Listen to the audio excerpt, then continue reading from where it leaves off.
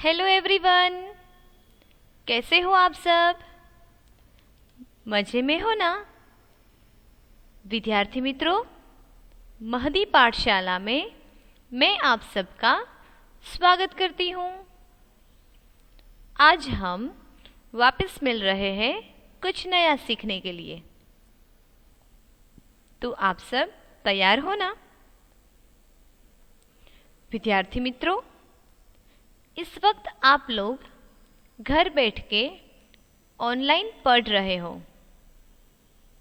आप सब नियमित वीडियो देखते होंगे, नियमित गृह कार्य भी करते होंगे और सभी प्रवृत्तियों में पार्टिसिपेट भी होंगे। आप सब लोग घर बैठ के स्वस्थ और सुरक्षित रहो, ऐसी मैं प्रार्थना करती हूँ। आज के हिंदी के तास में हम कुछ नया सीखने जा रहे हैं। तो उसके लिए आप सबके पास अपनी नोटबुक और कंपास बॉक्स साथ में रखना है। तो चलो जल्दी से उसमें आज की तारीख लिख दो, आज का वार लिख दो, फिर हमारा विषय हिंदी, हमारे विषय का नाम है हिंदी, इतना लिखना है। उसके बाद आज हम जो सीखने जा रहे हैं वो है वाक्य। तो उसकी सूचना आपके सामने है, वो सूचना आपको लिखनी है। मैं यहाँ पे पढ़ रही हूँ, आप लोगों को ध्यानपूर्वक सुनना है और साथ ही में लिखना है। यहाँ पे लिखा है, निम्नलिखित वाक्य पढ़िए और लिखिए। मैं वापस दोहरा रही हूँ, निम्नलिखित वाक्य पढ़िए और लिखिए। जहाँ पे वाक्य पूरा होता है वहाँ पे हमें पूर्ण विराम करना है। मैं आप लोगों को आगे भी समझा चुकी हूँ। जिसे इंग्लिश भाषा में फुल स्टॉप कहा जाता है। अगर कोई भी वाक्य पूरा होता है तो वहाँ पे हम जो डॉट करते हैं उसे फुल स्टॉप कहा जाता है। तो हिंदी भाषा में हमारा फुल स्टॉप इस तरह से है, यानी कि ये सीधी रेखा, ये हिंदी में फुल स्टॉप है, यानी कि पूर्ण विराम। तो ये सूचना लिखकर आपको ऐसे पूर्ण विराम करना है। निम्नलिखित वाक्य पढ़िए और लिखिए। आगे हम अ वाले आ, फिर छोटा ई, बड़ा ई, छोटा ऊ और बड़ा ऊ 6 स्वर तक के वाक्य सीख चुके हैं। अ, आ, ई, ऊ, यहाँ तक के वाक्य हमने पढ़े हैं और लिखे भी हैं। अभी ऊ के बाद आएगा ए।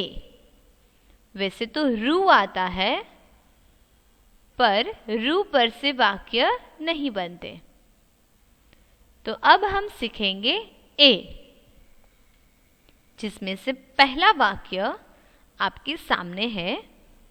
मैं पढ़ रही हूँ, आप लोगों को सुनना है, फिर मेरे ही साथ बोलकर अपनी नोटबुक में लिखना है। तो चलो, सबसे पहले आप लोगों को इस तरह से एक करना है। हम जब भी जो भी वाक्य सीखे और हिंदी में सीखे तो गिनती ही लिखनी है, यानी कि हिंदी में ही अंक लिखने हैं। तो चलो, सबसे पहले यहाँ पे लिख दो 1। फिर यहाँ पे आप ऐसे बिंदी कर सकते हो या काउंट्स कर सकते हो। हमारा पहला वाक्य है, बेला केला खा। बेला केला खा। अभी कैसे लिखना है? तो सबसे पहले ब से बकरी वाला ब, उसके ऊपर एक मात्र करना है तो हो गया बे। ल के बाजू में सीधी रेखा, बेला। फिर यहाँ पे आप जो देख रहे हो तो ये है अल्प विराम। फिर कस कमल, उसके ऊपर एक मात्र के, ल और उसके बाजू में सीधी रेखा, केला खा। ख से खारेक, उसके बाजू में सीधी रेखा, खा। हमारा वाक्य है बेला केला खा। यहाँ पे वाक्य पूरा होता है तो हमने पूर्ण विराम कर दिया है। कोई भी वाक्य लिखो या हिंदी में कुछ भी लिखो, पूर्ण विराम करना नहीं भूलना है। अभी यहाँ पे बेला लिखा है, ये एक नाम है और वो नाम एक लड़की का नाम है। तो बेला नाम की लड़की को बोला जा रहा है कि केला खा। अभी आप लोगों को समझ में आया ना? यहाँ पे अल्पविराम इसीलिए किया है क्योंकि यहाँ बेला नाम की लड़की को कहा जाता है। सो बेला केला खा। तो चलो, ये वाक्य में आप लोग समझ गए हो। अब हम आगे देखें तो दूसरा वाक्य नंबर 2, जैसे ही आगे आपने 1 लिखा है उसी तरह यहाँ पे आपको 2 लिखना है। दूसरे वाक्य में लिखा है, रमेश जलेबी मत खा। रमेश जलेबी मत खा।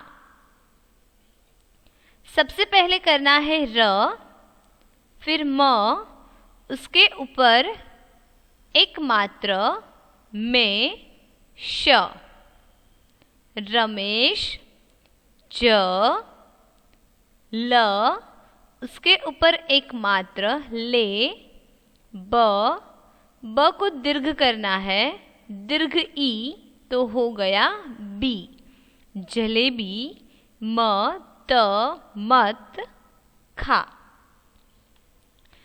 रमेश जलेबी मत खा। विद्यार्थी मित्रों, यहाँ पे जो ऊपर एक मात्र है ना, यानी कि हम छोटा वाला ए, उनके वाक्य हम सीख रहे हैं। स्वर में 2 ई आते हैं, 2 ऊ आते हैं और 2 ए आते हैं। एक छोटा वाला और एक बड़ा वाला। तो अभी हम जो वाक्य सीख रहे हैं वो छोटे एक के वाक्य है। फिर जब बड़ा ए आएगा, दूसरा ए, तो उसके ऊपर एक मात्र होगा और वाक्य में 2 मात्राएं होंगे। समझ में आया? अभी हम छोटा ए सीख रहे हैं तो यहाँ कोई भी शब्द के ऊपर एक मात्र आएंगे। फिर हम जब बड़ा ए सीखेंगे, उनके ऊपर से वाक्य सीखेंगे, तो उनके वाक्य में कोई भी शब्द के ऊपर 2 मात्राएं होंगे। वो मैं आपको आगे दिखाऊंगी। अभी आप लोग समझ रहे होंगे ये जो ऊपर एक मात्र है, क्योंकि हम छोटे ए वाले वाक्य सीख रहे हैं। समझ में आया आप लोगों को? तो चलो, दूसरा वाक्य भी हो गया। रमेश जलेबी मत खा। यहाँ पर रमेश नाम के लड़के को जलेबी खाने से इनकार कर रहे हैं। रमेश को बोला जा रहा है कि तू जलेबी मत खा। आगे देखते हैं। तीसरा वाक्य आप लोगों को यहाँ पे लिखना है नंबर 3, जैसे ही आगे लिखा था उसी तरह। नंबर 3 पे जो वाक्य है वो मैं पढ़ रही हूं। पेड़ पर मत चढ़। पेड़ पर मत चढ़। प के ऊपर एक मात्र पे, फिर ड के नीचे ऐसे बिंदी लगानी है। पेड़, पेड़ यानी कि वृक्ष, झाड़, इंग्लिश में हम उसे ट्री कहते हैं। वही वाला पेड़ पर मत चढ़। यहाँ पे ढ के नीचे ऐसे बिंदी लगानी है। वैसे देखा जाए तो ये सादा वाक्य है, क्योंकि ना तो ह्रस्वई दीर्घई कुछ नहीं है, सिर्फ यहाँ प के ऊपर एक मात्र किया गया है। बाकी पूरा वाक्य सादा वाक्य है। और जब वाक्य पूरा होता है तो आपको पूर्ण विराम करना है। चलो लिखो नंबर 3, पेड़ पर मत चढ़। इस वाक्य में क्या है? तो कोई किसी को कह रहा है कि पेड़ पर मत चढ़, यानी कि जो ट्री है, वृक्ष, उस पर चढ़ने के लिए मना किया जा रहा है। पेड़ पर मत चढ़। उसके बाद हम आगे बढ़ते हैं। नंबर 4, चौथा वाक्य जो कि आपके सामने है, ये थोड़ा सा लंबा वाक्य है, आप लोगों को ध्यान से सुनना है। मेहमान के साथ मेला देखने जा। मैं वापस बोल रही हूं। मेहमान, म के ऊपर एक मात्र में, म के बाजू में सीधी रेखा, मा, न, मेहमान, मेहमान यानी गेस्ट। अभी समझ में आया ना? फिर क के ऊपर एक मात्र के, स के बाजू में सीधी रेखा, सा, थ। देखो यहाँ थ है तो उस पे आधी लाइन की गई है, पूरी लाइन नहीं है। तो आप लोगों को भी अपनी बुक में ऐसे ही लिखना है। साथ के बाद है मेला, म के ऊपर एक मात्र में, ला, देखने, द के ऊपर एक मात्र, ख, न के ऊपर एक मात्र ने, देखने जा। मेहमान के साथ मेला देखने जा। यहाँ पर कोई किसी को कह रहा है कि मेहमान के साथ मेला देखने जा। हमारे घर पे अगर कोई मेहमान आते हैं, जो हमारे खुद के मेहमान हैं, अपने रिलेटिव्स हैं, वो हमारे घर पे आते हैं तो हम उनके साथ बाहर जाते हैं या फिर हम उनको बाहर लेके जाते हैं। ये उसी प्रकार का वाक्य है। यहाँ पे लिखा है मेहमान के साथ मेला देखने जा। देखो, अगर ये शब्द यानी कि मेहमान शब्द अगर गुजराती भाषा में देखें तो ह के ऊपर ऐसे एक मात्र आता है, तो हो गया मेहमान। यही शब्द अगर हिंदी में है तो एक मात्र म के ऊपर आता है, यानी मेहमान। तो ये छोटी छोटी बातें हैं जो आपको खास ध्यान में रखनी है। यही शब्द हिंदी में है तो मेहमान, यही शब्द अगर गुजराती में है तो मेहमान, और यही शब्द अगर इंग्लिश में हो तो गेस्ट। अब समझ में आया? चलो आप लोगों को सारे वाक्य अच्छे अक्षरों में लिखना है। तो जिन लोगों ने भी अभी तक नहीं लिखे वो जल्दी से लिख लो। मेहमान के साथ मेला देखने जा।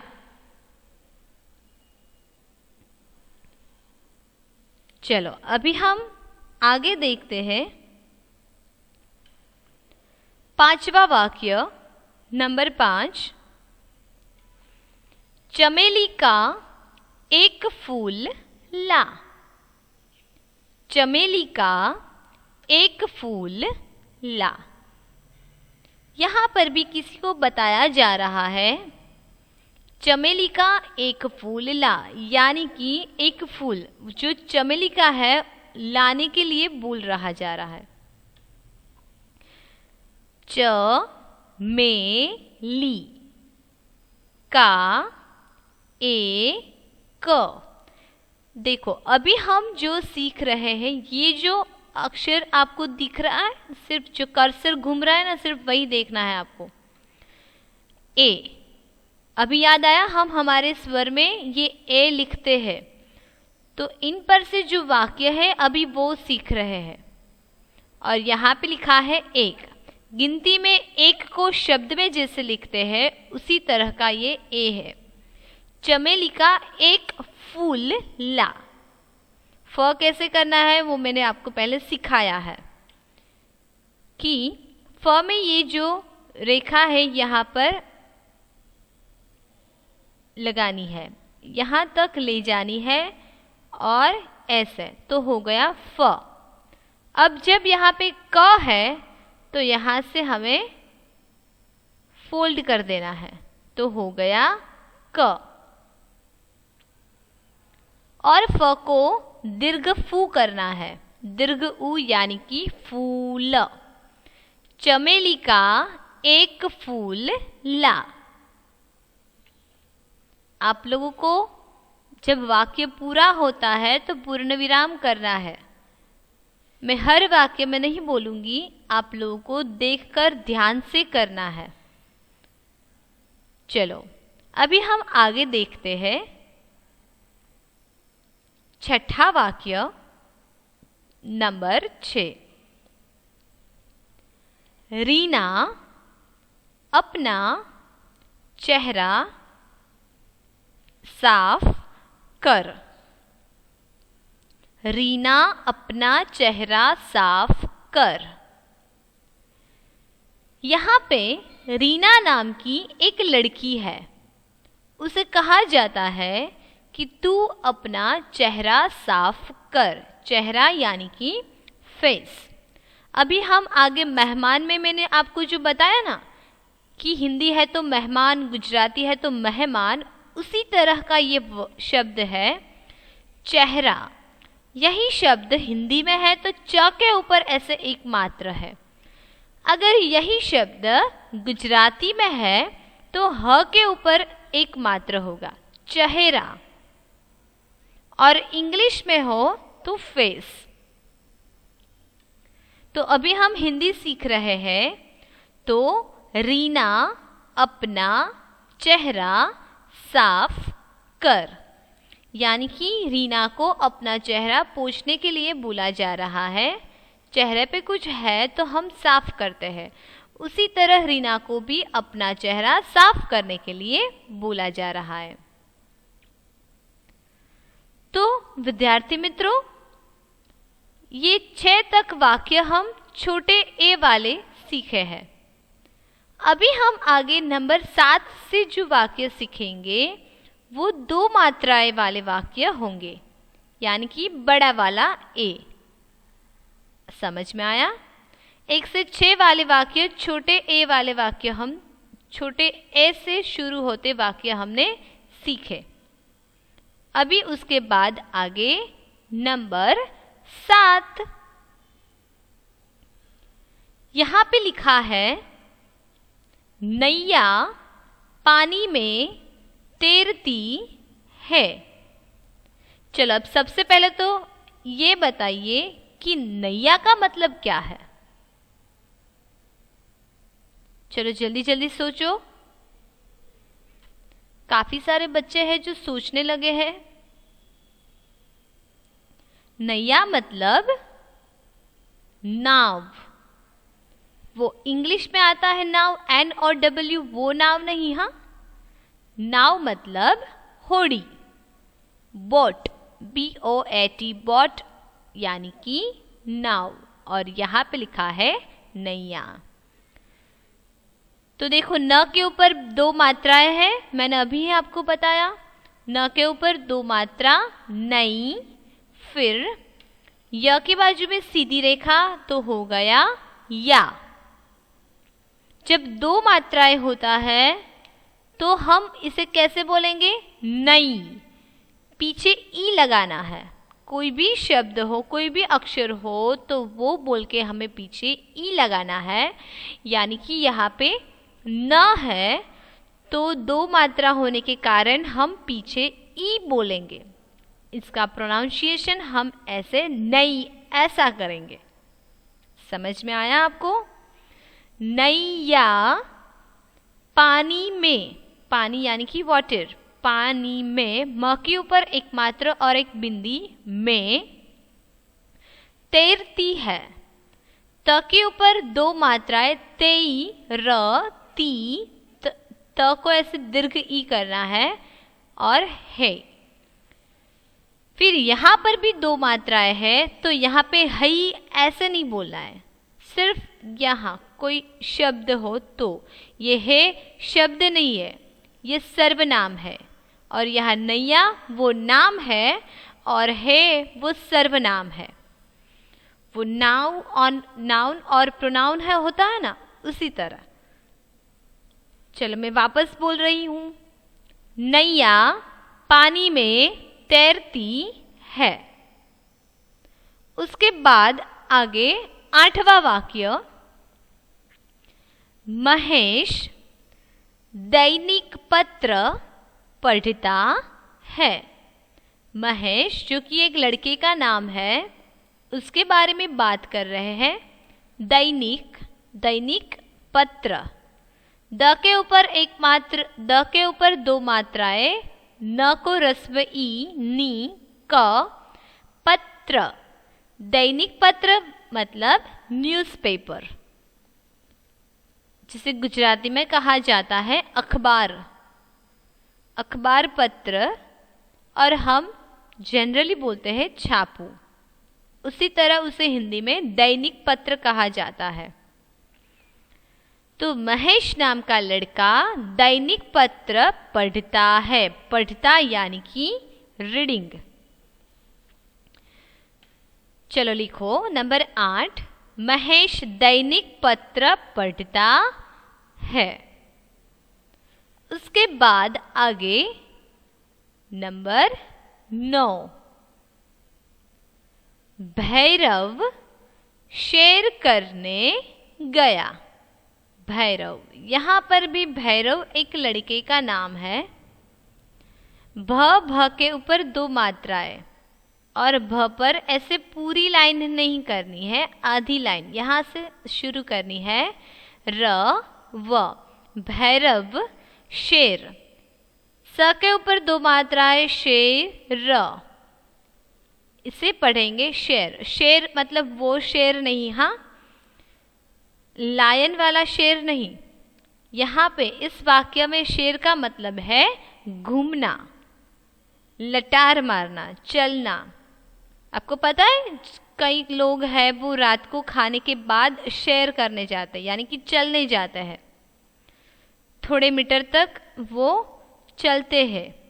हम जो खाते हैं वो अच्छे से डाइजेस्ट हो जाए, इसलिए लोग चलने के लिए जाते हैं। तो यहाँ पे वही मीनिंग है, भैरव सैर करने गया, यानी कि थोड़ा चलने गया, घूमने गया।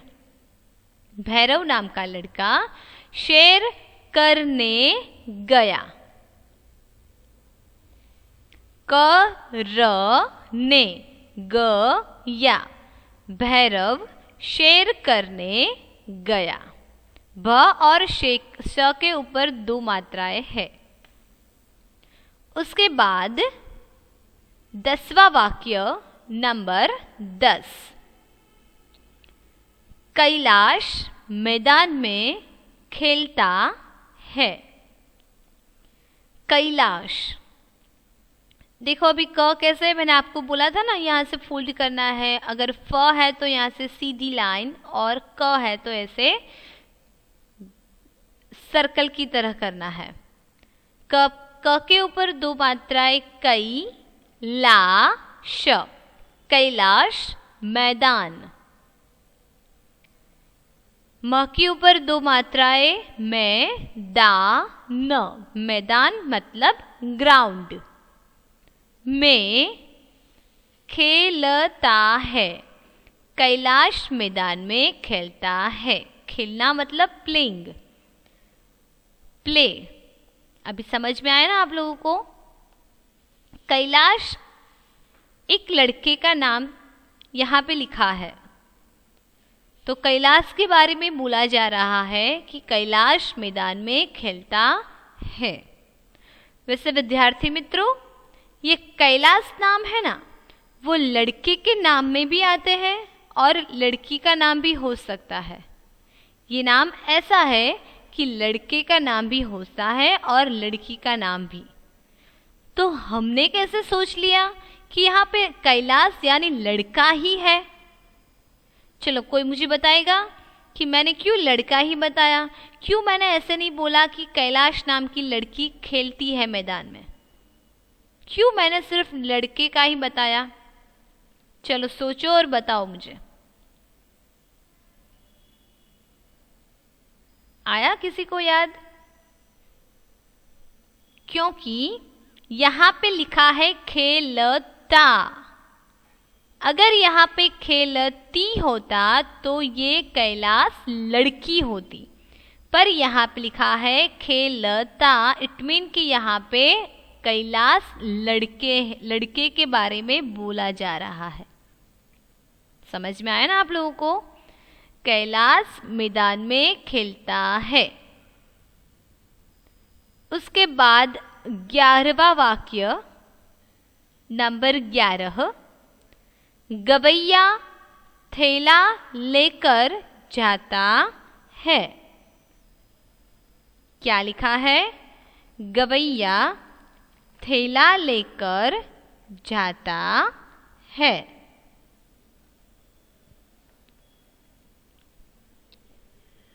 चलो यहाँ पे व के ऊपर 2 मात्राएं कर रहे हैं, फिर थैला, थैला का थ तो उसके ऊपर भी 2 मात्राएं करनी है, फिर लेकर तो ल के ऊपर सिर्फ 1 मात्रा। गवैया थैला, थैला यानी कि बैग, लेकर जाता है। गवैया थैला लेकर जाता है। उसके बाद हमारा आखिरी वाक्य, नंबर 12, सैनिक बंदूक चलाते हैं। सैनिक, सैनिक मतलब सोल्जर। स के ऊपर 2 मात्राएं से, न को रस्व ई करना है, और क, सैनिक। बंदूक, ब के ऊपर एक बिंदी करनी है और द को दीर्घ उ, क, बंदूक चलाते हैं। ये बंदूक शब्द अगर गुजराती में है तो हम बोलेंगे बंदूक, द के जगह ध आएगा, और अगर हिंदी है तो बंदूक। अगर इंग्लिश हो तो गन। सैनिक बंदूक चलाते हैं। तो चलो ये 12वां वाक्य भी हो गया। आप सब ने अपनी नोटबुक में अच्छे अक्षरों से ये सारे के सारे वाक्य लिखे होंगे। अभी आज का होमवर्क देख लेते हैं, यानी कि गृह कार्य। तो छोटा ए और बड़ा वाला ए और ए वाक्य अच्छे अक्षरों से लिखिए। 1 time in fair book, 1 time in rough book. दोनों बुक में एक बार आपको ये सारे के सारे वाक्य अच्छे अक्षरों से लिखने हैं। ये गृह कार्य लिख लेना, और सारे वाक्य जो है मैंने एक एक अक्षर करके पढ़े हैं, आप लोगों ने सुने भी है और समझे भी है। तो आप लोगों को भी ये वाक्य पढ़ने हैं और लिखने हैं अच्छे अक्षरों से। तो आप सबको आज के तास में मेरी ओर से धन्यवाद। हम वापस मिलेंगे अगले तास में कुछ नया सीखने के लिए। तब तक आप सबको धन्यवाद और गुड बाय।